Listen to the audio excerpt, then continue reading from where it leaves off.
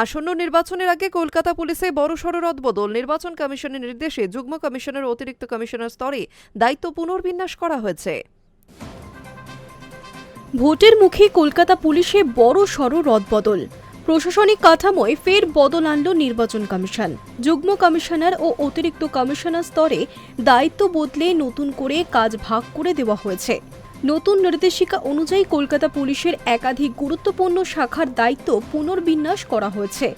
যুগ্ম কমিশনার হিসেবে সুদীপ সরকারকে আইন শৃঙ্খলা কন্ট্রোল রুম, নির্বাচন সেল সহ একাধিক গুরুত্বপূর্ণ দপ্তরে দায়িত্ব দেওয়া হয়েছে।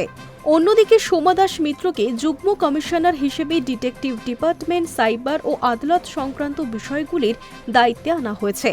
ইন্টেলিজেন্স শাখার দায়িত্ব দেওয়া হয়েছে দেবস্মিতা দাসকে। বিশেষ শাখা ও সংশ্লিষ্ট নিরাপত্তা সংক্রান্ত দপ্তরগুলি তার তত্ত্বাবধানে থাকবে। পাশাপাশি ট্রাফিক ও পরিবহন সংক্রান্ত একাধিক দপ্তরের দায়িত্বে রয়েছেন রূপেশ কুমার। অন্যদিকে অতিরিক্ত কমিশনার স্তরেও দায়িত্ব বন্টনে বড়সড় পরিবর্তন করা হয়েছে।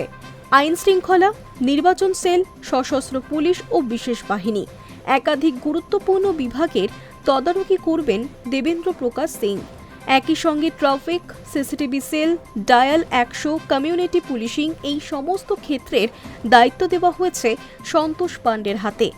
বিশেষ শাখা, সিকিউরিটি ও গোয়েন্দা সংক্রান্ত তদারকির দায়িত্বে রয়েছেন ধ্রুবজ্যোতি দে।